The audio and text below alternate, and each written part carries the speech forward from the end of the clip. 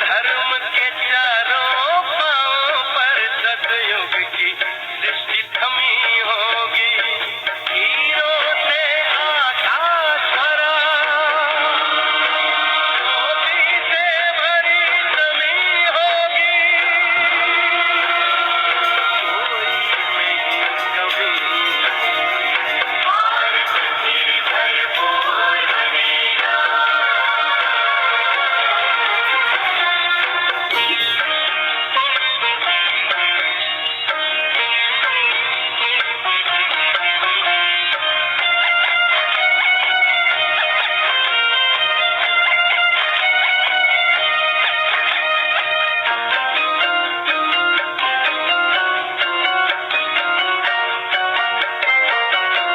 वही जगत गुरु यह भारत है, भगवान जहाँ पर आते हैं।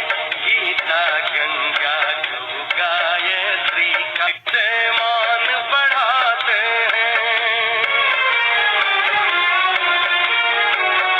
जगत गुरु यह भारत है, भगवान जहाँ पर आते हैं। गीता गंगा गौ गायत्री का फिर से मान बढ़ाते हैं। है धन्य धन्य अपनी माटी जो फिर से देव भूमि होगी। है धन्य धन्य अपनी माटी जो फिर से देव भूमि होगी। हीरों से आकाश भरा, मोती से भरी जमी होगी। कोई नहीं कभी भारत फिर भरपूर बनेगा। कोई नहीं कमी होगी। हीरों से आकाश भरा, मोती से भरी जमी होगी। भारत फिर भरपूर बनेगा। भारत फिर भरपूर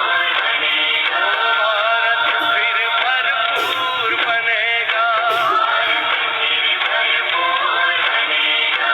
भारत फिर भरपूर बनेगा। ओम शांति। आज बाबा कह रहे हैं, मीठे बच्चे, अमृत वेला के शांत शुद्ध वायुमंडल में तुम देह सहित सब कुछ भूल मुझे याद करो।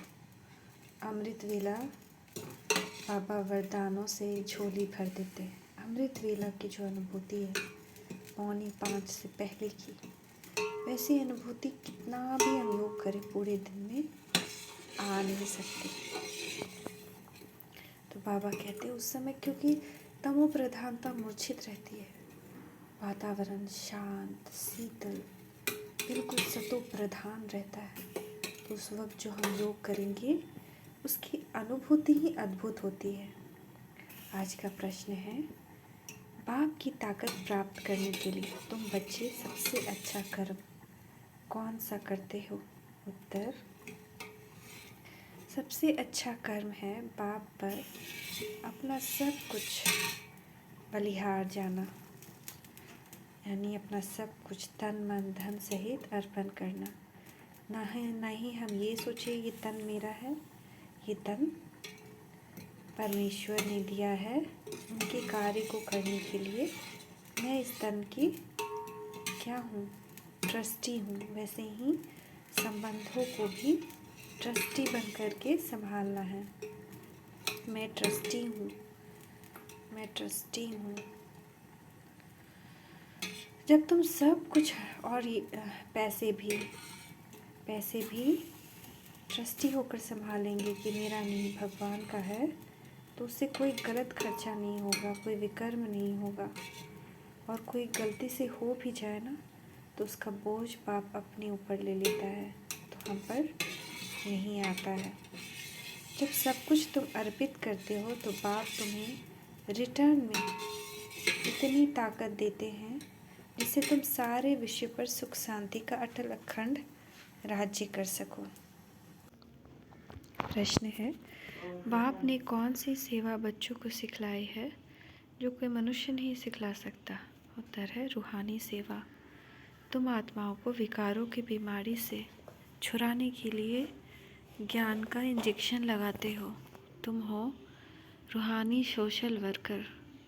मनुष्य जिस्मानी सेवा करते हैं, लेकिन ज्ञान इंजेक्शन देकर आत्मा को जागती ज्योत नहीं बना सकते। यह सेवा बाप ही बच्चों को सिखलाते हैं। ओम शांति। भगवान वाच। यह तो समझाया गया है कि मनुष्य को भगवान कभी भी नहीं कहा जा सकता। यह है मनुष्य सृष्टि और ब्रह्मा विष्णु शंकर हैं सूक्ष्म तन में। शिव बाबा है आत्माओं का अविनाशी बाप। विनाशी शरीर का बाप तो विनाशी है, यह तो सब जानते हैं। पूछा जाता है कि तुम्हारे इस विनाशी शरीर का बाप कौन है? आत्मा का बाप कौन है? आत्मा जानती है वह परम धाम में रहते हैं। अभी तुम बच्चों को देह अभिमानी किसने बनाया? देह को रचने वाले ने। अब देही अभिमानी कौन बनाता है? जो आत्माओं का अविनाशी बाप है। अविनाशी माना जिसका आदि मध्य अंत नहीं है। अगर आत्मा और परमात्मा का आदि मध्य अंत कहें तो फिर रचना का भी सवाल उठ जाए। उनको कहा जाता है अविनाशी आत्मा, अविनाशी परमात्मा। आत्मा का नाम आत्मा है। बरोबर आत्मा अपने को जानती है कि हम आत्मा हैं। मेरी आत्मा को दुखी मत करो, मैं पाप आत्मा हूँ। ये सब कौन कहता है? ये सब आत्मा कहती है। स्वर्ग में कभी भी ये अक्षर आत्माएं नहीं कहेंगी।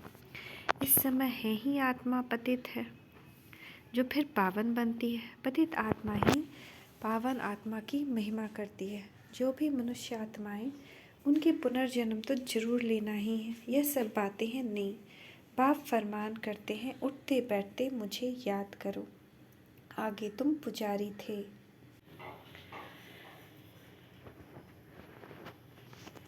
पतित आत्मा ही पावन आत्मा की महिमा करती है। तो जो भी मनुष्य आत्माएं हैं, उनको पुनर्जन्म तो जरूर लेना ही है। यह सब बातें हैं नहीं। बाप फरमान करते हैं, उठते बैठते मुझे याद करो। आगे तुम पुजारी थे, शिवाय नमः कहते थे। अब बाप कहते हैं, तुम पुजारियों ने नमः तो बहुत बारी किया, अब तुमको मालिक पूज्य बनाता हूँ। पूज्य को कभी नमः नहीं करना पड़ता। पुजारी नमः अथवा नमस्ते कहते हैं। नमस्ते का अर्थ ही है नमः करना। कांध थोड़ा नीचे जरूर करेंगे। अब तुम बच्चों को नमः करने की दरकार नहीं। न लक्ष्मी नारायण नमः, न विष्णु देवताय नमः, न शंकर देवताय नमः। ये अक्षर ही पुजारीपन का है।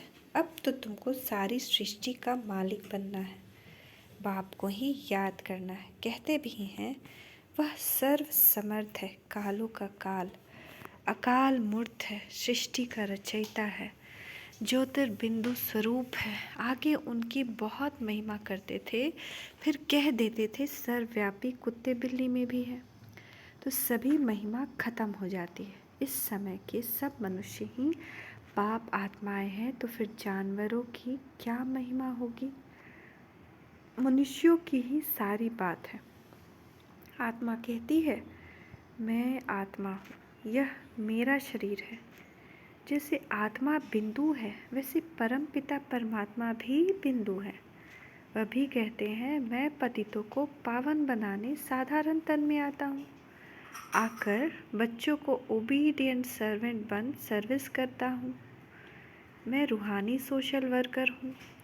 तुम बच्चों को भी रूहानी सेवा करना सिखलाता हूँ और सब जिस्मानी हद की सेवा करना सिखलाते हैं। तुम्हारी है रूहानी सेवा, तब कहा जाता है ज्ञान अंजन सतगुरु दिया। सच्चा सतगुरु वह एक ही है, वही अथॉरिटी है। सभी आत्माओं को आकर इंजेक्शन लगाते हैं। आत्माओं में ही विकारों की बीमारी है। यह ज्ञान का इंजेक्शन और कोई के पास होता नहीं। पतित आत्मा बनी है, न कि शरीर। जिसको इंजेक्शन लगाए 5 विकारों की कड़ी बीमारी है। इसके लिए इंजेक्शन ज्ञान सागर बाप के सिवाय कोई के पास भी है नहीं।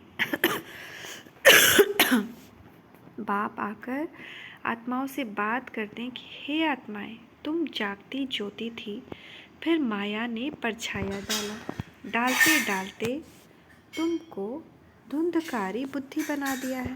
बाकी कोई युधिष्ठिर व धृतराष्ट्र की बात नहीं है, यह रावण की बात है।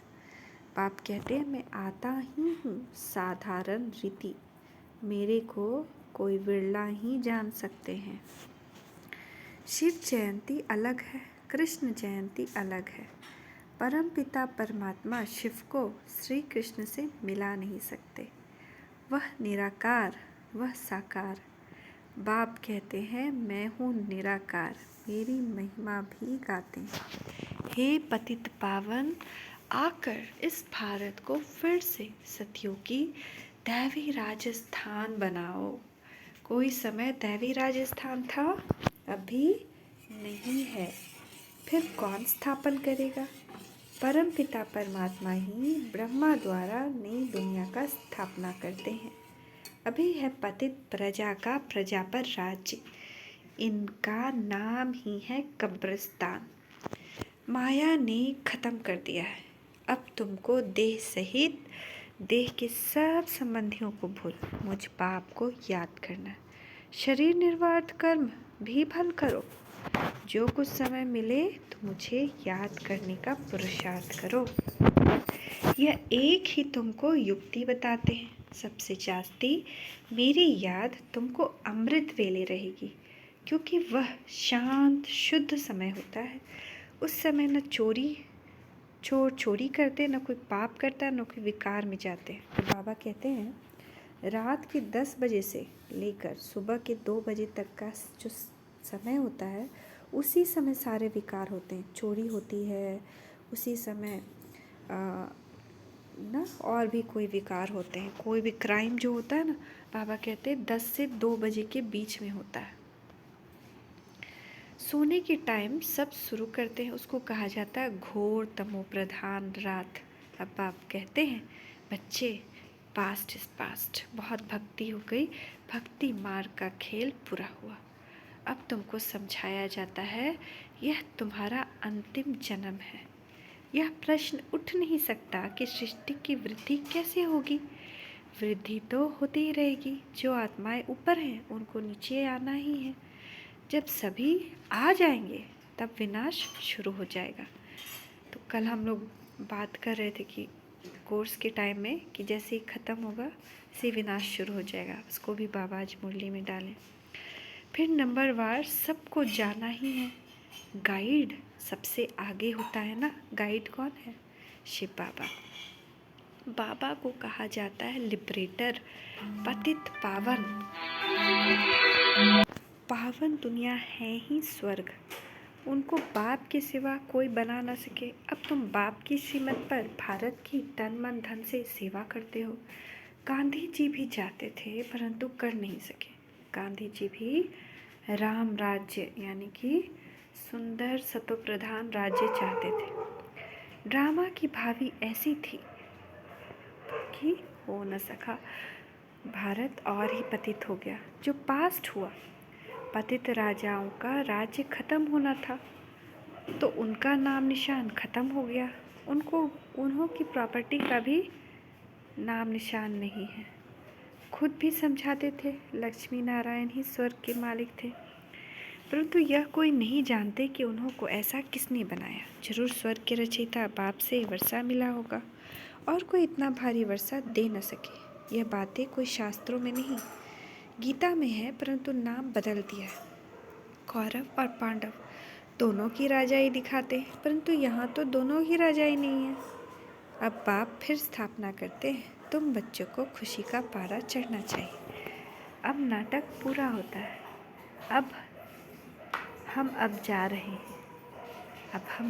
हैं स्पिरिचुअल जर्नी पे हैं। हम स्वीट होम में रहने वाले हैं। वो लोग कहते हैं फलाना पार निर्वाण गया, वह ज्योति ज्योत में समाया अथवा मोक्ष को पाया। भारतवासियों को स्वर्ग मीठा लगता है, वह कहते हैं स्वर्ग पधारा। बाप समझाते हैं मोक्ष तो कोई पाता नहीं, सभी की सद्गति दाता बाप ही है, वह जरूर सबको सुख ही देगा। एक निर्वाण धाम में बैठे और एक दुख भोगे, यह बाप सहन कर नहीं सकते। बाप है पतित पावन, एक है मुक्ति धाम पावन, दूसरा है जीवन मुक्ति धाम पावन। फिर द्वापर के बाद सभी पतित बन जाते, 5 तत्व आदि सब तमो प्रधान बन जाते। फिर बाप आकर पावन बनाते, फिर वहाँ पवित्र तत्वों से तुम्हारा शरीर गोरा बनता है, नेचुरल ब्यूटी रहती है, उसमें कशिश रहती है। जैसे देखो श्री कृष्ण को उसमें कितनी कशिश है। सतयुग में नेचुरल ब्यूटी रहती है, वहाँ श्रृंगार का ज़रूरत नहीं होता।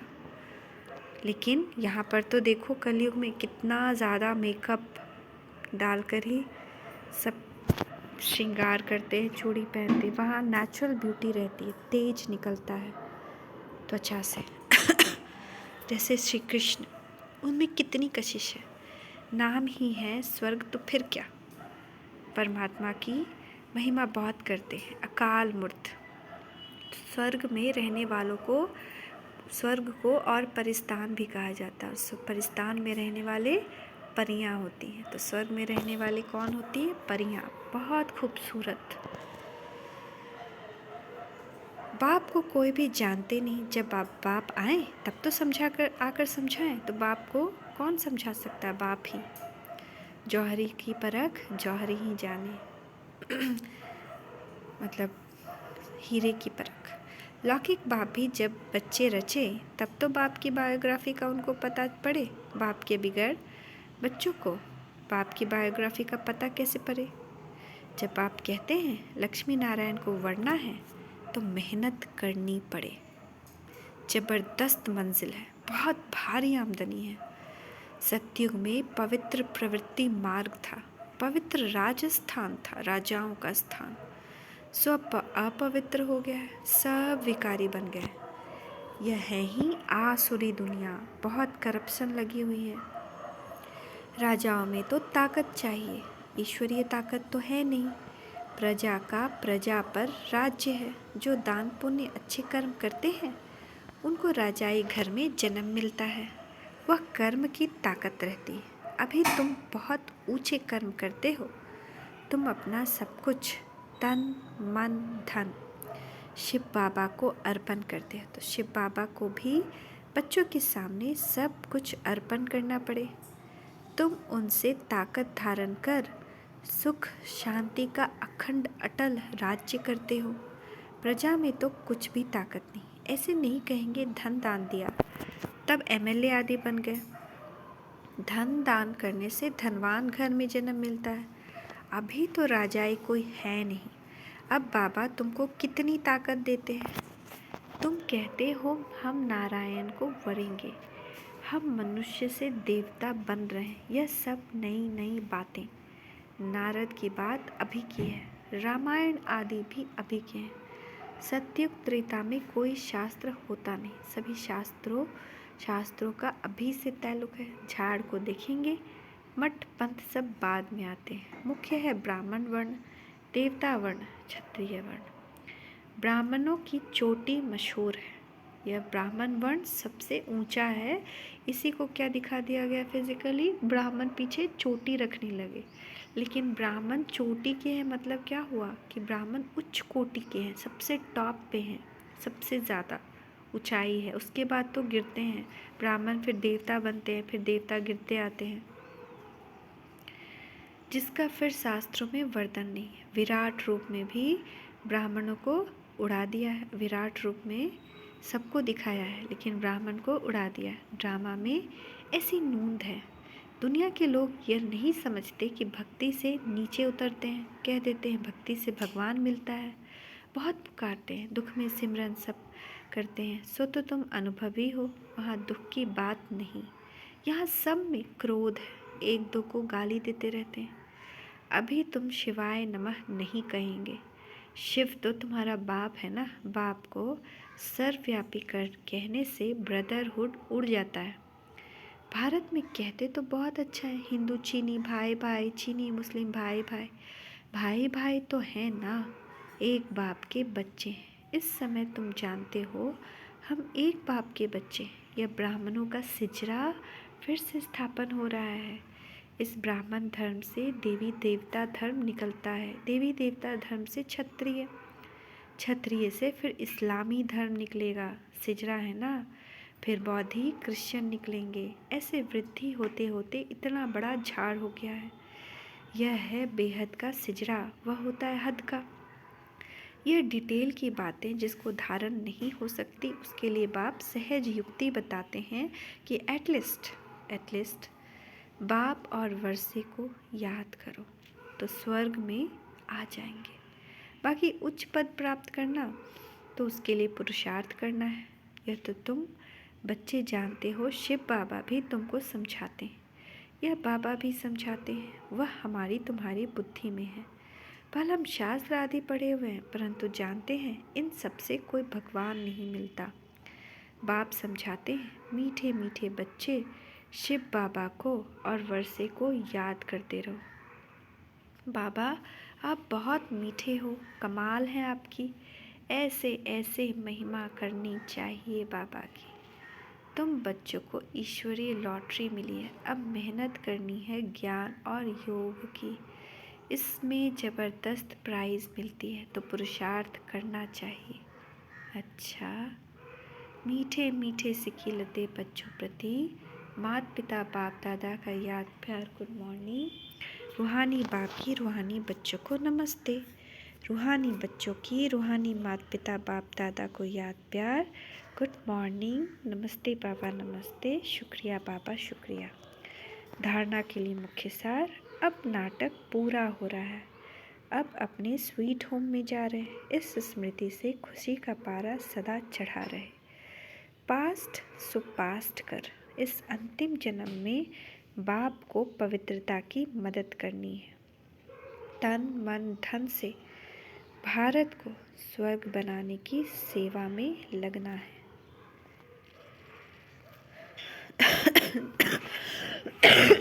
जी बाबा,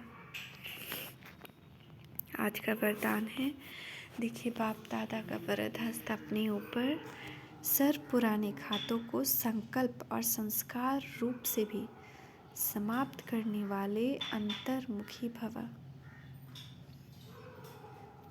कितना गहरा वरदान दे रहे हो आज आप बाबा।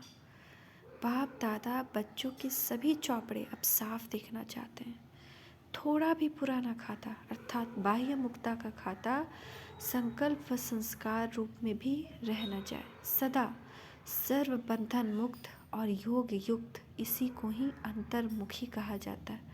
इसलिए सेवा खूब करो, लेकिन बाह्यमुखी से अंतर्मुखी बनकर करो। अंतर्मुखी मुक्ता की सूरत द्वारा बाप का नाम बाला करो। आत्माएं बाप का बन जाएं, ऐसा प्रसन्न चित्त बना। स्लोगन, अपने परिवर्तन द्वारा संकल्प बोल संबंध संपर्क में सफलता प्राप्त करना ही सफलता मूर्त बनना है। ओम शांति, ओम शांति, ओम शांति। ओम शांति शांति, ओम शांति शांति। अंतर मन में ज्योति जगा लो।